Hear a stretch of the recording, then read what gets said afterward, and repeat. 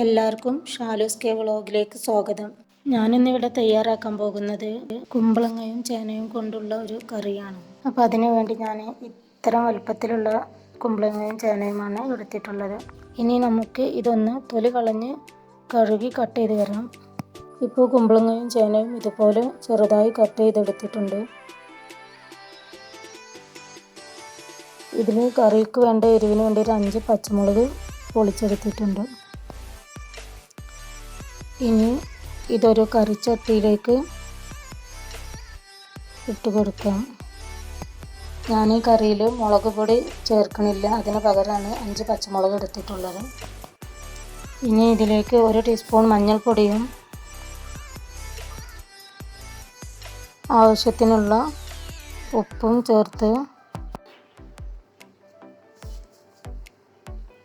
കുറച്ച് വെള്ളവും ചേർത്ത്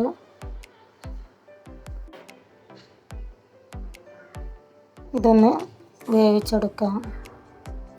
തീ ഹൈ ഫ്ലെയിമിൽ വെച്ച് നല്ലതുപോലെ ഒന്ന് തിളച്ച് വരുമ്പോൾ ലോ ഫ്ലെയിമിലാക്കി ഒരു അരമണിക്കൂർ ഇതൊന്ന് നമുക്ക് വേവിച്ചെടുക്കാം. ഈ സമയം കൊണ്ട് നമുക്ക് ഇതിലേക്കുള്ള അരപ്പ് തയ്യാറാക്കാം. അതിനുവേണ്ടി ഞാനിവിടെ 1 പാക്കറ്റ് തൈരാണ് എടുത്തിട്ടുള്ളത്, ഒരു തേങ്ങ ചിരകിയത്, അതുപോലെ കുറച്ച് ചുവന്നുള്ളി, 2 അല്ലി വെളുത്തുള്ളി, 1 ടീസ്പൂൺ ചെറിയ ജീരകം. ഇനി ഇതൊന്ന് അരച്ചെടുക്കുന്നതിന് ഒരു മിക്സിയുടെ ജാറെടുത്ത് നമ്മൾ എടുത്ത് വെച്ച തേങ്ങ അതിലേക്ക് ഇട്ട് കൊടുക്കാം.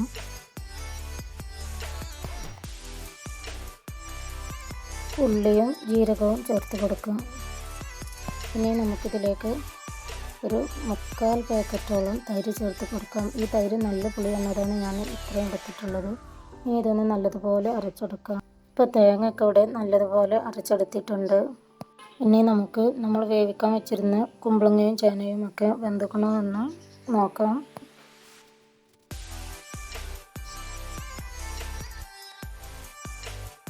ഇപ്പോൾ ചേനയൊക്കെ നല്ലതുപോലെ വെന്തുടങ്ങിയിട്ടുണ്ട്. ഇനി നമ്മൾ അരച്ച് വെച്ച അരപ്പ് ഇതിലേക്ക് ചേർത്ത് കറി റെഡിയാക്കി എടുക്കാം. ഇനി നമുക്ക് കറിക്ക് ആവശ്യത്തിനുള്ള വെള്ളം ഒഴിച്ച് കൊടുത്ത് കറി ഒന്ന് പാകമാക്കി എടുക്കാം.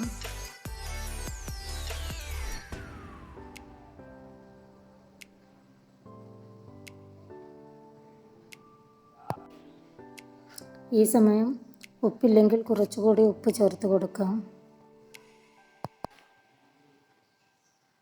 ഇനി നമ്മുടെ കറി ഒന്ന് ചെറുതായി തിളച്ച് വരട്ടെ.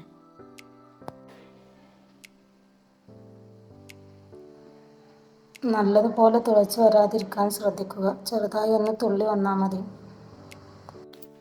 ഇപ്പം നമ്മുടെ കറി ചെറുതായി തിളച്ച് വന്നിട്ടുണ്ട്. ഇനി നമുക്ക് ഇതൊന്ന് നല്ലതുപോലെ ഇളക്കിയ ശേഷം ഒന്ന് സ്റ്റൗവിൽ നിന്ന് ഇറക്കി വെക്കാം. ഇനി കറി ഒന്ന് കടുക് വറുക്കുന്നതിന് വേണ്ടി ഒരു പാൻ വെച്ച് ചൂടാകുമ്പോൾ അതിലേക്ക് ഒരു 3 ടീസ്പൂൺ വെളിച്ചെണ്ണ ഒഴിച്ച് കൊടുക്കാം. വെളിച്ചെണ്ണ ചൂടാകുമ്പോൾ ഇതിലേക്ക് ഒരു 1/2 ടീസ്പൂൺ കടുക് ചേർത്ത് കൊടുത്ത് നല്ലതുപോലെ പൊട്ടി വരുമ്പോൾ ഒരു 2 തണ്ട് കറിവേപ്പില ചേർത്ത് കൊടുക്കാം. ഇനി ഇതൊന്ന് കറിയിലേക്ക് ഒഴിച്ച് നല്ലതുപോലെ ഒന്ന് ഇളക്കി യോജിപ്പിച്ച് കൊടുക്കാം.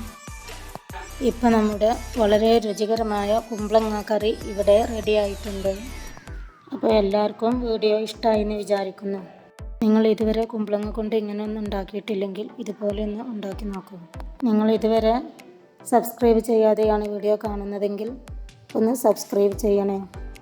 ഒന്ന് ഷെയർ ചെയ്യുക, ലൈക്ക് ചെയ്യുക, കമൻറ്റ് ചെയ്യുക. Thank you.